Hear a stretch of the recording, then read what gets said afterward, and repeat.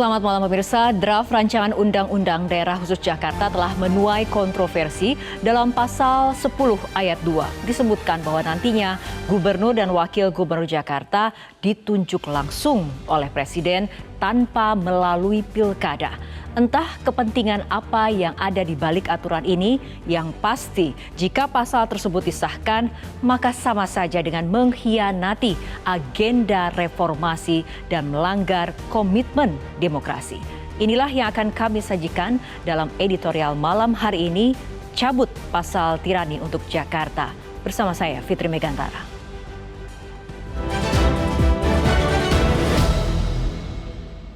Cabut pasal tirani untuk Jakarta.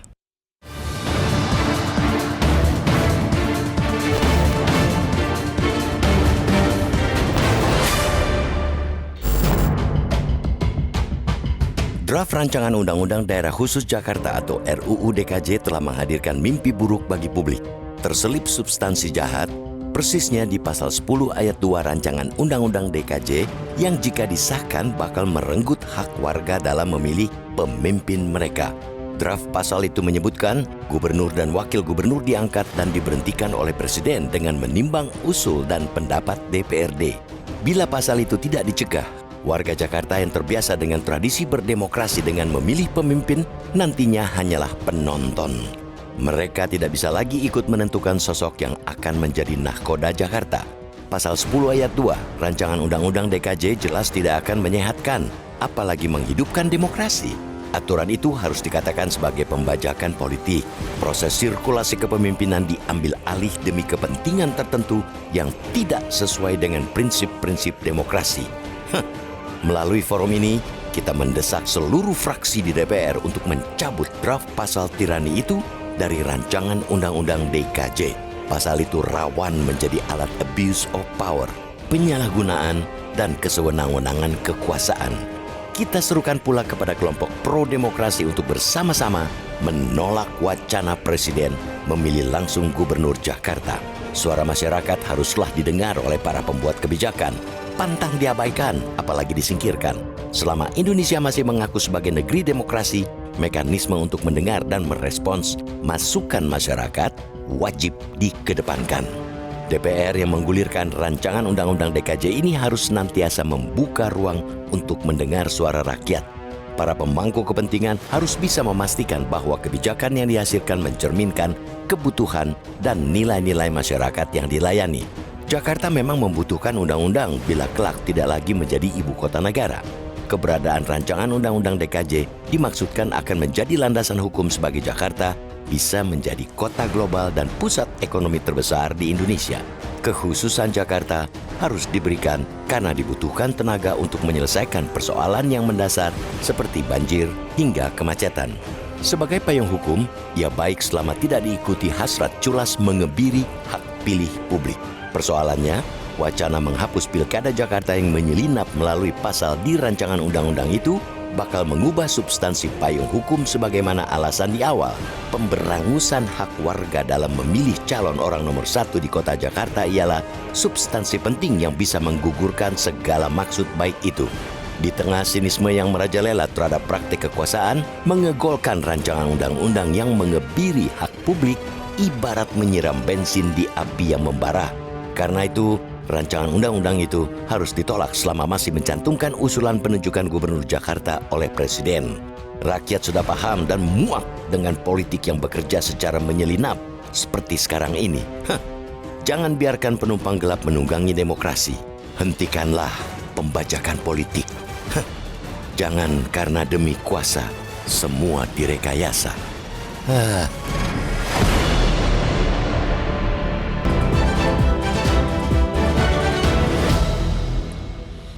Cabut pasal tirani untuk Jakarta, kita akan mengulasnya bersama anggota Dewan Redaksi Media Group, Arief Suditomo. Selamat malam, Mas Arief. Apa kabarnya di Jumat malam ini? Baik ya. Oke, Mas Arief, ini kan bukankah seharusnya pemangku kepentingan ya dalam membuat kebijakan yang dihasilkan harusnya mencerminkan kebutuhan dan nilai-nilai masyarakat yang dilayaninya. Betul. Jadi untuk kepentingan siapa pasal 10 ayat 2 RUU DKJ itu dimunculkan menurut Mas Arief? Sejauh ini kita justru ingin sekali ya mengetahui asal muasal siapa yang pada dasarnya mengusulkan pasal 10 ayat 2 ini. Karena apapun yang menjadi alasan buat mereka untuk mengusulkan pasal tersebut, itu merupakan alasan yang amat sangat aneh. Ya. Karena apa?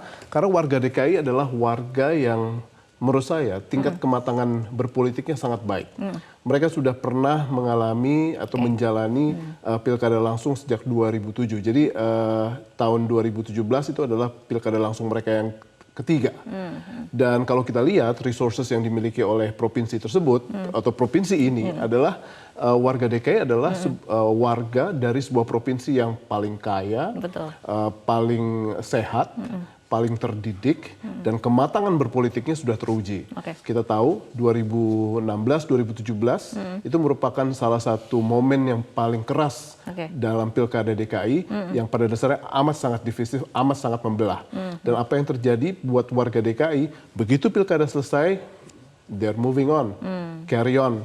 Dan pada akhirnya kita dapati bahwa kematangan berpolitik dan pendidikan politik yang mereka lalui di 2016-2017 merupakan salah satu hal yang membuat mereka naik kelas. Nah sekarang itu mau dicabut dari mereka. Jadi saya pikir ini merupakan sebuah alasan atau apa ya, atau niat yang pada dasarnya amat sangat mencurigakan dan sangat aneh. Nah tapi kemudian mengenai RUU DKJ ini kan inisiatif dari DPR. DPR sendiri berdalih proses penunjukan tetap melalui jalur demokrasi, yakni melibatkan DPRD dalam menentukan nama-nama calon gubernur. Kemudian dalih berikutnya adalah mengenai tingginya biaya pilkada yang dianggarkan. Mas Arief, komentarnya? Saya sangat-sangat percaya ya, kalau itu disandarkan pada sebuah alasan yakni pembiayaan, negeri ini sanggup kok, atau DKI sanggup untuk membiayainya. Dan apa yang kita dapati adalah satu hal yang amat sangat berharga, Rara, bahwa kematangan berpolitik kita atau bagaimana proses naik kelas dalam pendidikan politik warganya itu amat sangat berharga. Dan kita seharusnya dalam situasi ini bukannya malah memotong cost-nya atau bukannya harusnya kita malah mempersiapkan untuk tantangan baru ke depan, bukannya malah kita potong cost-nya. Dan itu, atau kalau misalnya alasannya adalah harga, kita harus cari PAD atau tingkatkan PAD setinggi mungkin agar pada akhirnya bisa kita jawab itu semua. Jadi saya justru yang amat sangat tertarik adalah saya ingin tahu fraksi mana atau siapa yang pada dasarnya menjadi tokoh di balik usul pasal 10 ayat 2 ini. Jadi kita harus rame-rame, kita harus tunjuk dia sebagai orang yang harus menjelaskan kenapa dia atau kenapa fraksinya menginginkan adanya pasal 10 ayat 2 ini. Nah mungkin juga ada yang bertanya-tanya ataupun menduga-duga, ini kok pasalnya sepertinya jadi pasal selundupan nih Mas Arief? Betul, dan ini untungnya ketahuan ya. Dan untungnya kita dapati ini, dan untung ini dalam proses di mana undang-undang ini akan resmi sebagai RUU yang akan dibahas di parlemen. Kalau saja ini ketahuannya baru belakangan atau ketahuan pada saat siap untuk bisa diketok sebagai undang-undang, ini menjadi satu hal yang amat sangat lebih parah lagi. Tapi untungnya ini merupakan salah satu elemen yang aneh, yang dideteksi sebelumnya, dan sekarang banyak sekali fraksi yang menolak, dari fraksi terkecil sampai fraksi yang besar juga sama-sama memiliki suara yang sama, dan untungnya kita akan bisa melakukan pengawalan terhadap pembahasan RUU ini di DPR, dan khususnya untuk pasal 10 ayat 2 itu. Tapi kan Jakarta memang membutuhkan dong undang-undang bila kelak tidak lagi menjadi ibu kota negara, Mas Arief. Betul, bahwa kekhususan DKI setelah tidak lagi menjadi ibu kota negara, itu pasti harus kita lindungi, kita preserve ya, dengan peraturan perundang-undangan. Ya. Seperti apa kita akan jadikan kota Jakarta ini, harus kita lindungi seperti apa, harus kita kembangkan seperti apa, dan semua itu harus memang tertuang dalam undang-undang untuk sebagai landasannya. Dan banyak yang pada akhirnya bisa kita tuangkan di RUU Daerah Khusus Jakarta, tetapi bukan mencabut hak rakyat untuk pada akhirnya bisa menjalani hak mereka sebagai orang yang paling berhak untuk memilih pemimpin mereka siapa. Oke, nah mengenai kekhususan, mengenai hak rakyat, ini kan kita lihat bagaimana kemudian daerah lain saja bisa memilih pemimpinnya sendiri, kepala daerahnya sendiri, apalagi warga DKI yang punya embel-embel daerah khusus seperti itu. Artinya kan juga memiliki hak demokrasi untuk memilih pemimpinnya sendiri, Mas. Iya. Rara, kalau kita lihat di tahun 2023 ini DKI adalah satu provinsi dengan skor indeks pembangunan manusia tertinggi. Jadi skornya itu 83,5. Jarang ada provinsi yang bisa menyamai skor IPM DKI ya. Dan kalau kita lihat apa sih artinya punya skor IPM tinggi? Artinya orangnya jauh lebih sehat dibandingkan dengan orang-orang di provinsi lain. Orangnya lebih terdidik dibandingkan orang-orang di provinsi lain. Dan pendapatan per kapitanya pun menjadi orang-orang yang lebih tinggi dibandingkan provinsi lain. Nah, dengan status seperti itu, keistimewaan seperti itu, ini kan namanya pelecehan. Kita tuh dibodohi bahwa kalian, rakyat DKI, tidak boleh atau tidak punya hak lagi untuk memilih secara langsung pemimpin kita seperti apa ke depannya. Bayangin sebuah daerah dengan IPM terendah di Indonesia bagian timur sana dengan skor cuma 60-an, itu saja mereka memiliki kesempatan untuk memilih pimpinan pilkadanya ya. Jadi saya pikir ini sebuah usulan yang amat sangat melecehkan logika kita sebagai bangsa yang sudah sudah berpengalaman dalam hal menjalani berbagai macam ujian politik. Oke, artinya klausul ini harus ditolak seperti itu ya Mas Arief. Betul. Kita akan lanjutkan kembali perbincangan Mas Arief, tapi kita ikuti jeda berikut terlebih dahulu.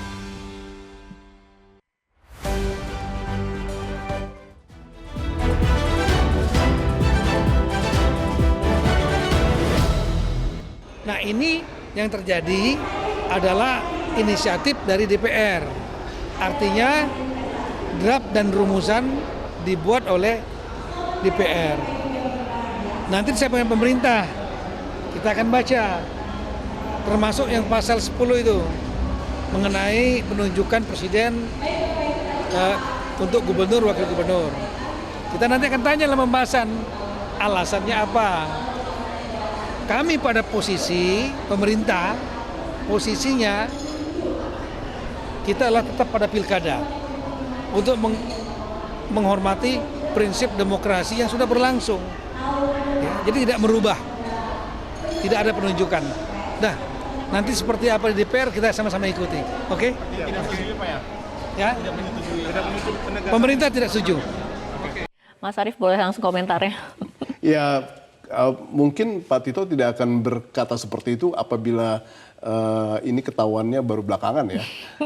Tapi ya mudah-mudahan kita berpikir positif saja, di mana pemerintah pada akhirnya juga sepakat dengan apa yang menjadi tuntutan publik, di mana hak demokrasi kita, hak untuk menjadi pemilih, untuk menentukan siapa yang akan memimpin daerah khusus Jakarta, itu merupakan salah satu hak dari publik atau hak dari rakyat. Dan saya merasa bahwa jangan sampai rintisan terdahulu dari mulai 2007, 2012, 2017, nah sekarang kok mau diakhiri dengan pengkebirian hak tersebut menjadi kewenangan presiden ataupun kewenangan DPRD. Jadi jangan sampai itu terjadi, itu merupakan sebuah cerminan dari sebuah usulan orang-orang yang berpikir dengan cara tiran, dan ini harus menjadi bagian yang kita kontrol dan kita awasi bersama. Oke, ini mungkin kaitannya di tengah sinisme yang memang merajalela ya terhadap praktik kekuasaan, sehingga timbul kemudian asumsi-asumsi seperti itu, Mas Arief. Siapa yang merasa tidak bisa terhindar dari asumsi itu semua, Rara? Setelah kita punya trauma tersendiri terhadap keputusan MK nomor 90 2023, lalu ada pilkada yang dimajukan gitu ya. Lalu sekarang ada keinginan penguasa untuk atau keinginan siapapun, kita belum pernah tahu siapa fraksi yang mengusulkan atau siapa di balik pasal 10 ayat 2 ini. Ada daerah dengan resource terbaik yang pada akhirnya akan dicabut hak politiknya, hak politik warganya untuk memilih pemimpinnya. Jadi kalau misalnya ini pada akhirnya diasumsikan untuk kepentingan tertentu, untuk kepentingan siapapun yang ada akan mendapatkan keuntungan dari ini semua, jangan salahkan publik karena semua hal bisa terjadi dan siapa yang pernah pernah mengantisipasi bahwa dalam kemarin-kemarin itu ada keputusan MK nomor 90 yang pada akhirnya bisa membuat sebuah keputusan MK ada orang yang naik sebagai calon wakil presiden dengan catatan dari MK gitu. Jadi saya pikir jangan salahkan publik apabila mereka berasumsi karena mereka masih mengingat berbagai macam hal yang mereka lalui dalam beberapa waktu terdekat. Dan kemudian mungkin publik juga menilai tidak ada urgensi kemudian sampai muncul ada pasal ini. Nah, sebelum kita mengulasnya kita simak terlebih dahulu pernyataan dari Hoirul Umam, Direktur Eksekutif Indo Strategik. Di dalam konteks ini tidak ada urgensi yang signifikan terkait dengan konteks bagaimana kemudian gubernur dan wakil gubernur DKI Jakarta ditunjuk oleh presiden. Bahkan kalau misal kemudian kita cermati, sepertinya ini adalah bagian dari operasi kekuatan politik yang cukup besar yang tampaknya nadanya agak serupa dengan narasi-narasi tunda pemilu, dengan narasi presiden 3 periode, yang semua itu intinya adalah upaya untuk resentralisasi kekuasaan. Nah, kalau misal kita bicara resentralisasi kekuasaan, maka kemudian outputnya adalah penunjukan. Nah, model-model seperti ini yang tampaknya betul-betul mengkhianati agenda reformasi dan juga tidak sesuai dengan komitmen terhadap demokrasi. Oke, Mas Arief, tanggapannya? Ya, agenda reformasi itu merupakan suatu hal yang seharusnya kita amat sangat hormati, Rara. Reformasi itu kita sudah jalani sejak tahun 98 dengan susah payah kita menegakkannya dan itu bukan saja kita membuang-buang atau kita menjalani itu dengan waktu, tenaga dan keringat yang sedikit tapi ada darah juga tumpah di situ.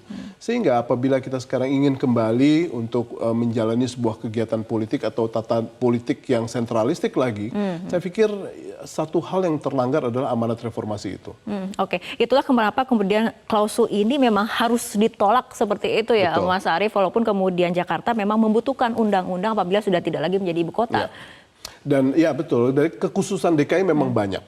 Dan setelah DKI bukan lagi atau Jakarta bukan lagi ibu kota negara, banyak hal yang secara spesifik harus kita gambarkan, harus kita berikan predikatnya kepada kota ini. Ya. Nah, ini merupakan salah satu hal yang harus kita rumuskan memang dalam sebuah undang-undang, tetapi bukan dengan mengkebiri hak politik dari warganya. Oke, dan perjalanan dari ini kan masih RUU seperti itu ya. Artinya perjalanannya sebetulnya masih panjang kan Mas, Sangat kemudian panjang. tidak bisa kemudian dipercepat misalnya diselesaikan di Februari 2024 seperti itu. Segala sesuatu dalam politik memang bisa, Rara. Ada sebuah undang-undang yang saya tahu misalnya undang-undang penyiaran itu sudah hampir 11-12 tahun tidak selesai-selesai. Tapi ada undang-undang yang sangat cepat, misalnya undang-undang IKN gitu, sangat cepat bisa dikebut dan mendapatkan dukungan yang sangat besar di parlemen. Nah, itu semua merupakan salah satu hal yang pada akhirnya harus menjadi kewajiban kita untuk memonitor. Kalau misalnya sekarang publik hanya ingin melihat prosesnya di ujungnya saja tanpa melihat berbagai macam elemen atau berbagai macam pasal atau ayat yang mungkin mengkebiri hak politik mereka, sekarang tidak bisa lagi. Kita harus bisa lebih rajin lagi memantau para wakil rakyat kita, seberapa jauh mereka mewakili kita lewat fungsi legislasinya. Jadi kalau mereka tidak kita kontrol, mereka tidak akan pernah bisa merasa bahwa pertanggungjawaban mereka pada akhirnya adalah pada publik yang memilihnya. Kurang lebih seperti itu. Oke, tapi kita harapkan ini parlemen juga bisa mendengarkan aspirasi dari publik ya. Mas Harus. Arief, di segmen berikutnya kita akan mendengar ataupun melihat aspirasi dari netizen. Tapi kita ikuti jeda berikut terlebih dahulu.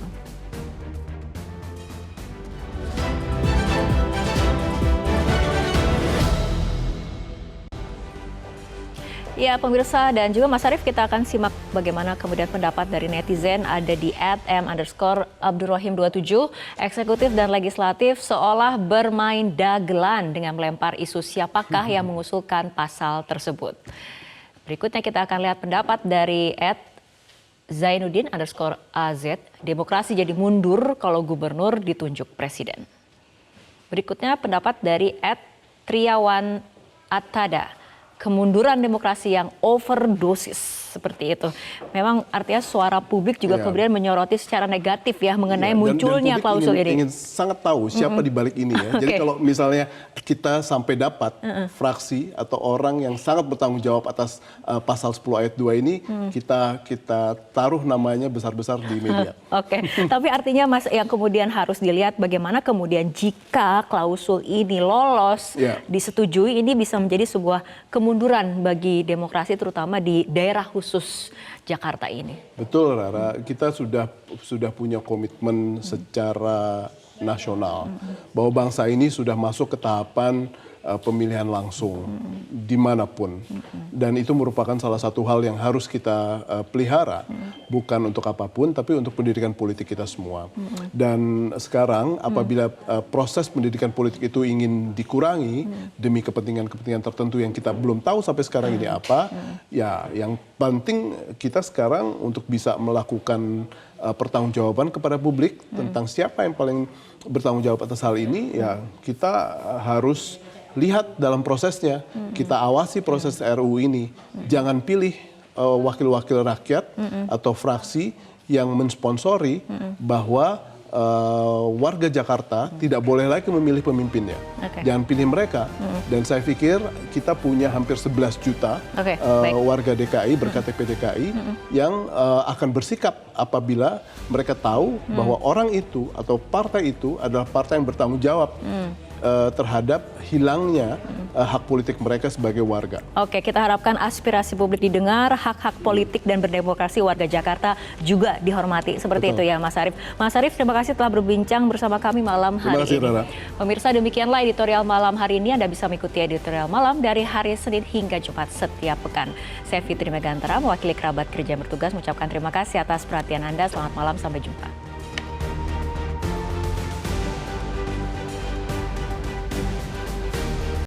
Jelajahi cara baru mendapatkan informasi. Download Metro TV Extend sekarang.